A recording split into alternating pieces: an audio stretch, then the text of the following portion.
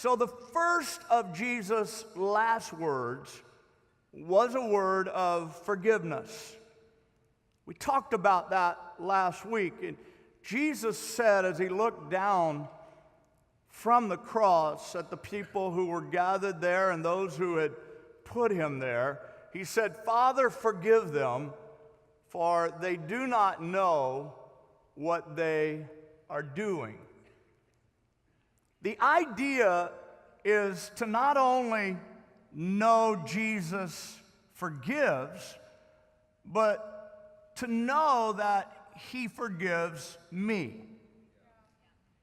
The life change happens when we know he forgives me. Forgiveness applies to me. Forgiveness is my word. It's not just somebody else's word, but forgiveness is my word. He not only forgives those who he would say they don't know what they're doing, but he also forgives us even though we know what we're doing. Forgiveness is meant to take care of everything that is in our rearview mirror. Everything that is consistently becoming what we would call the past.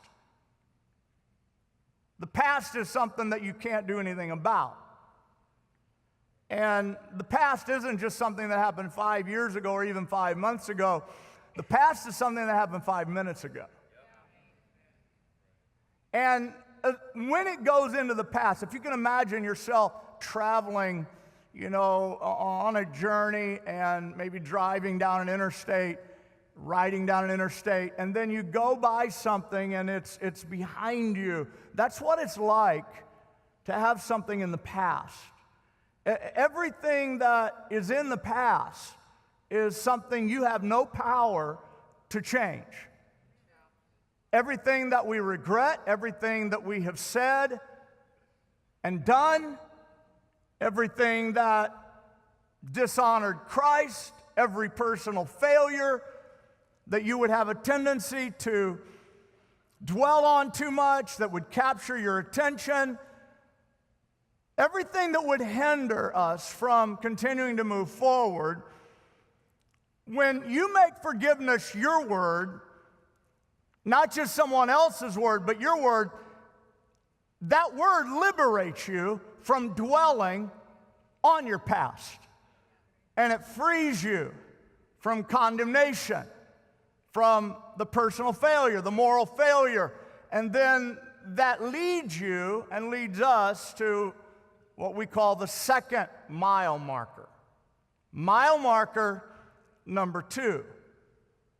The second words of Jesus, which is a word of salvation.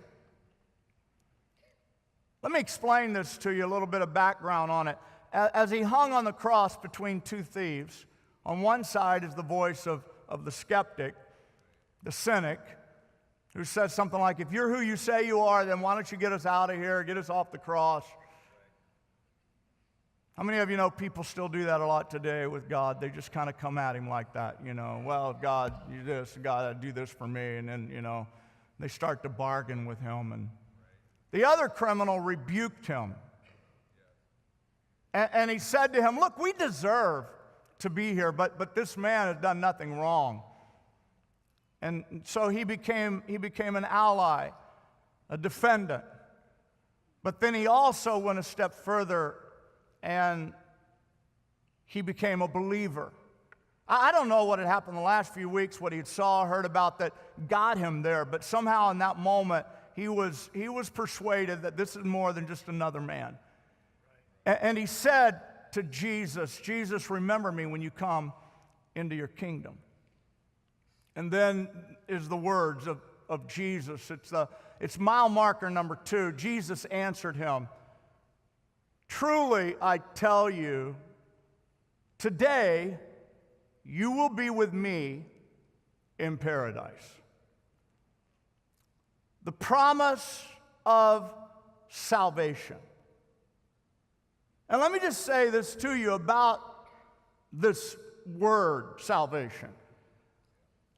It works hand in hand with forgiveness, in that forgiveness is intended and meant to be a promise about everything that is in your past. Salvation is designed to fix our eyes on what God is putting in front of us. So it's a lot like, you can look at it like the rear view mirror in your car. There's a reason it's small, where the front windshield is really big. And the reason for that is that you're not meant to be dwelling on what's behind you. It's okay to glance back. Like, it's okay to share your story with somebody who really needs to hear it about what was back there. It's okay to say, God, thank you for that. I wouldn't be here today if you hadn't been there for me then. Yes, it's okay to glance back, but it's not okay to dwell or to let your past beat you up. That's why forgiveness is for everything that's behind you. Salvation, on the other hand, is for everything in front of it. It's that big windshield. It's like the promise of life and the promise of abundant life and the promise that I will never leave you nor forsake you. It's the promise that allows us to stand in church and worship and say, I am a child of God. For the thief on the cross, the promise was paradise. But for you and me, God's promise of salvation is purpose and then paradise. See, the thief was on his way to paradise. His future was only paradise. But for us, salvation is a word that includes life, future, the plans God has for us. See, salvation is a word. A lot of people don't realize this. Salvation is a word that's far bigger than being saved from something. The Greek word for salvation in the New Testament, S-O-Z-O, sozo, is a word that denotes that we are saved for something. Not just from something, but we are saved for something. Not just from something, but for something. At a wedding, for example, the couple get married, right? But marriage isn't just something that's meant to save you from a loveless, lonely life. You might want to consider that when you're getting ready to get married. Like it's not just a rescue mission so that you don't sit in the single section anymore when you're hanging out with your friends. Like it's not just about that. Marriage isn't something that just happens on your wedding day. Imagine like going to the chapel, getting married, and then going your own way. Yeah, I'm married, and you're just like living out here. No, it's meant to bring you together, right? And marriage is something that we live out every day as a husband and wife. So it happens as an event, but it's meant then to be a partnership and a life lived together. Like marriage doesn't happen at the church. When you get married at the altar, like real marriage happens in the kitchen. Can I get anybody to say amen about that? It happens like day by day, right? So salvation isn't just forgiveness from sin. It's waking up every day to live God's purpose in your life. I said it's waking up every day. Like, not I have to do, I get to do what God's called me to do. Wonder what it is today. Wonder what God's got in mind for me today. See, you were born with and for a purpose. And no one knows the purpose of a thing like its creator. Oh man, come on, I'm going to help some people today. Some people ask, well, how can I know? You talk about purpose. How can I know God's purpose for me? Are you ready for this? Like, I'm going to tell you something that will sound really, really basic, but it's actually brilliant. It sounds basic, but it's brilliant. If you want to know what God's purpose is for your life, serve your way into God's purpose.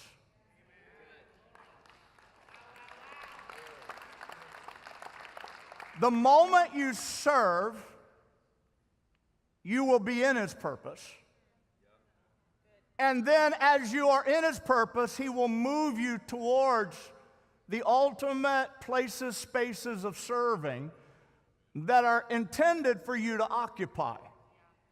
You don't discover the continuing work of His purpose by analysis. Are you getting this? Like there's so many people they're just they get paralysis of analysis. I don't know what to do. I don't know what God's telling me to do. I don't know what God's telling me to do. I'm wondering what's the will of God? What's the will of God? I don't know. I'm ready to go here. Do I go there? A, B, C, D, E. I don't know. Some people do that for years. Stop it. Whatever your hands find to do, do it with all of your heart as unto the Lord. Serve your way. Come on, serve your way into your purpose. That's what Jesus did. He just served His way into His purpose. That's what David did. Remember in the Old Testament, David? He's like a hero in Scripture. Well, it just started off in a shepherd field, watching his father's sheep. And then one day he takes his brother's lunch who are out on the battlefield. He just delivers lunch. He's a waiter. And while he's there, he hears this defiant voice of a giant named Goliath that is cursing his people and his nation. He's like, somebody gonna do something about that? All you guys in weapons, like, you gotta do something about that. And they're all shaking, and he's like, I can't. And what is he doing? He's serving his way into his purpose. And you know the famous story. He finds stones. He gets his slingshot out, and in the most perhaps outrageous battle of history, where you got this 9-foot giant with armor on facing this shepherd teenager with 5 stones and a slingshot, and he prevails over the giant, and he cuts his head off. And then it's like, you know, in modern days, he won the Super Bowl. Like, they put him on their shoulders and they carry him around. David is a man. David is a man. David is a man. David is a man. And it goes from there to another act of serving, and then he finds himself serving as a king. See, I realize that even in my life, sometimes you look at people who are maybe in places and roles that you feel like are more important, although they're typically not. And you think, wow, how do I get there? A lot of young people are like, well, I'm called to be a leader. I'm called to be a pastor. Well, let me just tell you where it starts. It starts, for me, it starts with literally picking up paper in the church, hallways,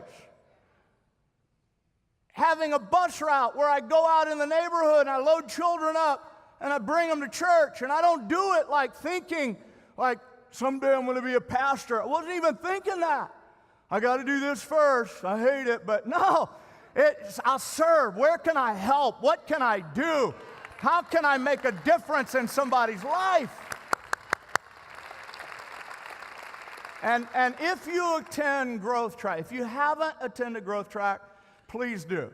Like, if God called you to this house, in fact, I hope people will attend it multiple times. It wouldn't hurt to go once a year to Growth Track, because you discover there your gifts and you discover the opportunities around you to serve. And my point is that that's what salvation is all about. Not just being saved from something, but being saved for something. You were meant to be here. Sir, you were meant to be here. Ma'am, you were meant to be here on earth, in this city, as a part of God's church, serving God's purpose for this city, in this community, right now. We look at other people and we look at Jesus and we're like, well, he was really meant to be here. So were you. No, but I'm not Jesus. I know, and he knows. But you are created by God. You are fearfully and wonderfully made. And this is your place. And this is your space. And the same way that Jesus' purpose was earthly, so is ours. Like, we want to be all heavenly about everything sometimes. Shut up, put your hands down, and do something that is helping and blessing and serving. You can sing while you do it, but do it.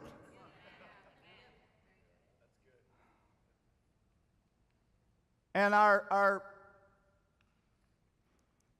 series on the mile markers is really meant to be able to see everything. Forgiveness leads to salvation. And then as you move along through every mile marker, what's meant is for you to see your whole life. From the time that you have been forgiven by God and welcomed into the presence of God, is to see your whole life as God's purpose at work in me, until someday I find myself. And by the way, I mentioned David. Let me tell you, in Acts chapter 15, here's what it says about David of the Old Testament. It says that he served his purpose in his own generation, and then he fell asleep. And that, ladies and gentlemen, is the point, is that we're taking the last words of Jesus and we're showing you a snapshot.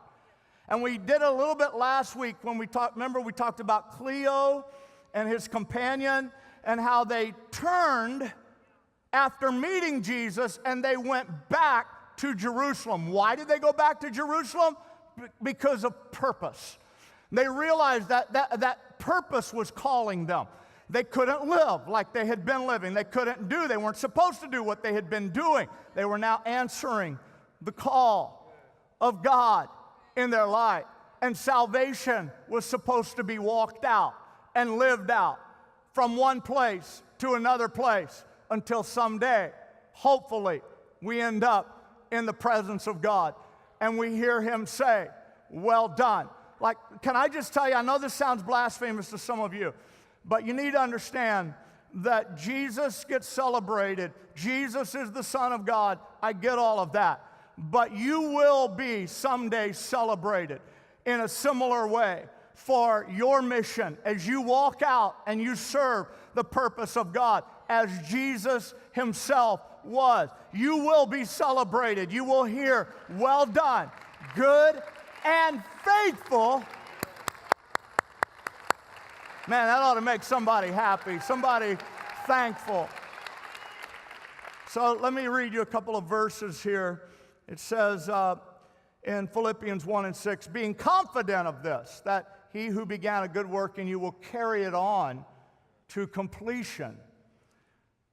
He that began a good work in you, it didn't stop in 1998 when you gave your heart to the Lord and you remember the emotions of that moment. It wasn't meant to be over there. He that began, that was just the beginning. He that began that work in you, he will carry it on. He's still working. I said he's still working. Salvation is still at work in all of our lives.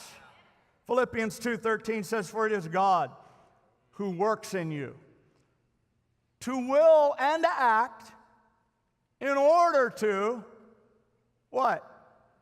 Fulfill his good purpose. Let me just say one more thing, and I'm going to move on to the next mile marker here and show you how it ties in. But without an awareness of salvation, we fixate way too much on what is called sins of commission. So, and a lot, probably more Christians than not, would be doing this right now. Focus way too much on don't do this, don't do that, don't go here, don't go there. And then we pass it on to other people who we don't see them living like we think they ought to. And we feel our duty, like tell them, don't you do that, don't you do that. Church cops.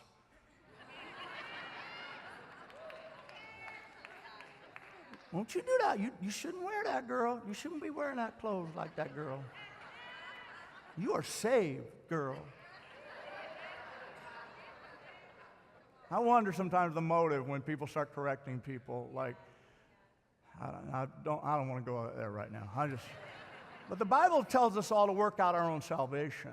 And this is what it means, like be open with God and be mindful, but the whole don't do this doesn't build us up.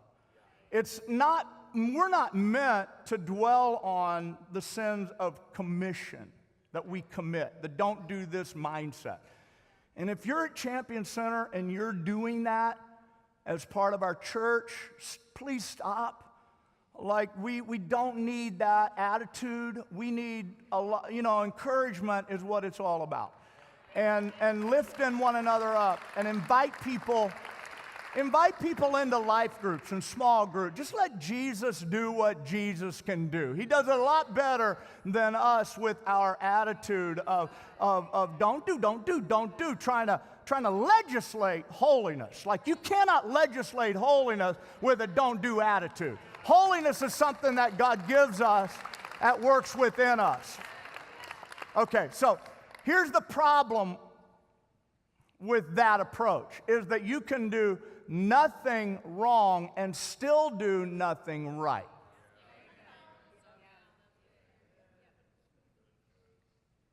And that's exactly, ladies and gentlemen, where so many have got stuck in the work of salvation. You became that patrol of all the other Christians. And you find people that you think you should be letting them know and setting them in order, but what you don't realize is you got stuck there. And you have stayed there. And you think that just because you don't do something, everyone does things wrong. But let's pretend you could get to the place where you do nothing wrong. Let's just imagine that you could actually do that. Here's my point. You can get to the place, if you get to the place where you do nothing wrong, it doesn't mean you're doing something right. And I would rather have someone who is wholeheartedly following Jesus, waking up every day and saying, what do you have for me? Who can I share my faith with today? Who has still got some mess ups, mix up, goof ups going on, than to have a self-righteous person who's always walking around, thinking, got to get this right, and it's all about don't, who isn't really doing anything to help other people find Christ and be a witness to other people, to be light and to be salt.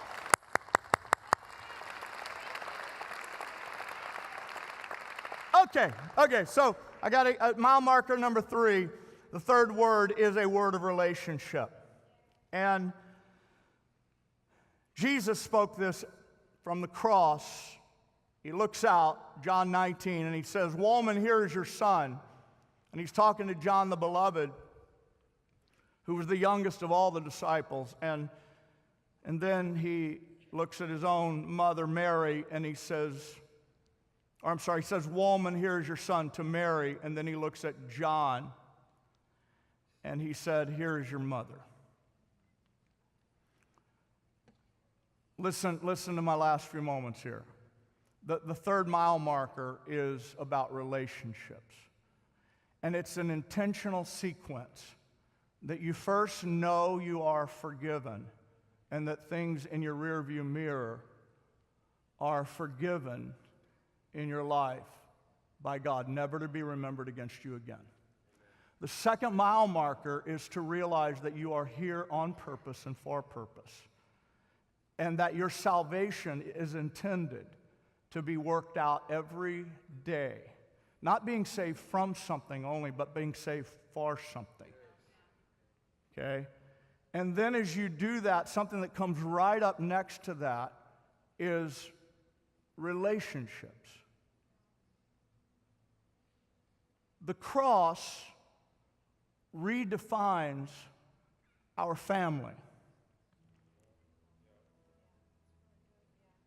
Those who were not family before the cross become family because of the cross.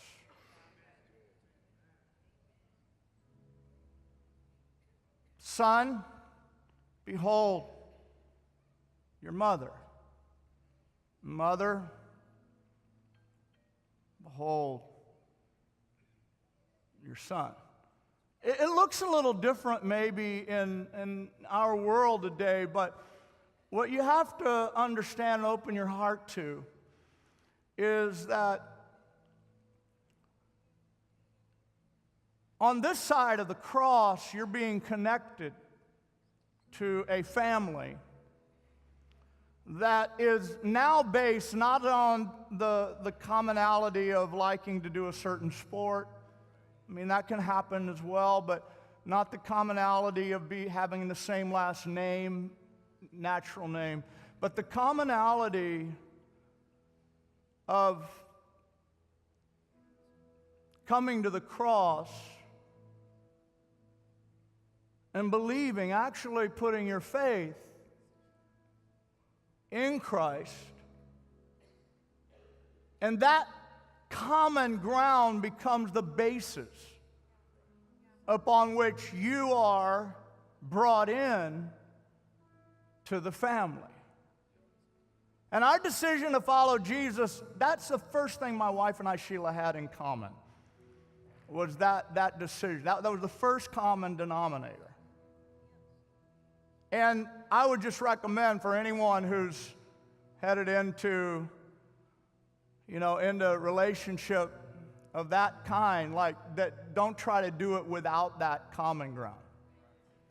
And I would also recommend to anybody here today who's your circle of friendships, you're realizing they're not going where you're going with the purpose of God in mind, I would just say to you, like, the cross is meant to change everything, including who you identify as your family. Jesus was a friend of sinners, but he did life with those who believe, with those who have common purpose. And the process of salvation in your life will be worked out in the context of relationship with the right people. Man, I just feel this for some of you today. Like, your purpose is experienced in the context of relationship with the right people. And I feel like there are people who are here this weekend who would say, no. That's where I draw the line. Like, I get saved and it's up to them, my friend, but they're still my friends, they're still my buds. We grew up together. We will stay that way. We're like this, we're like that. We're like two peas in a pod. We're always, that's my family. Like, and I feel like there are some who would take this teaching and would become resistant and would say, no. And that's not going to happen to me. And I would just say to you that potentially that's why maybe you haven't experienced your own progress in moving forward with your salvation, with your relationship with God. because we are meant to be, and you can still continue to be friends with sinners, but you're not meant on this side of the cross to do life with sinners. If you're going north, they're going south. If you're going east, they're going west. There's just no way that you can go into life and into the future hand in hand. The Bible says, how can two walk together except they be agreed? And I know this is a hard word for so many of us, and I know like some of you would get mad. Please don't get mad at me. I'm just the messenger. I'm saying to you today, God has something great for you, and God has something in the future for you. And what it means is that you wholeheartedly have to embrace the family on this side of the cross, the people, come on, that God's putting into your life on this side. Come on this side. Come on this side of the cross. I'm going to ask you to stand, if you would, around the house there in Bellevue, here in Tacoma. In my Father's house. I want to sing that in just a minute, but I want to just say one more thing. I really feel what I'm saying to you today. I feel like this week is going to be the week that some of you, God's talking to you, and you've gotten so far in your relationship with Him, but you felt the lid go on. And I don't want you to go be mean to anybody. I don't want you to go tell somebody like, I can't be your friend anymore because I'm a Jesus follower. Please don't do that. Please don't do that. But just begin to let Jesus guide you and start opening up to the idea that God's putting people into your life. And can I tell you, if it ends up that you give up a friend or two or three for the sake of the gospel, He will bring better and more friends. I promise you. Come on, this is family, and God is building the family.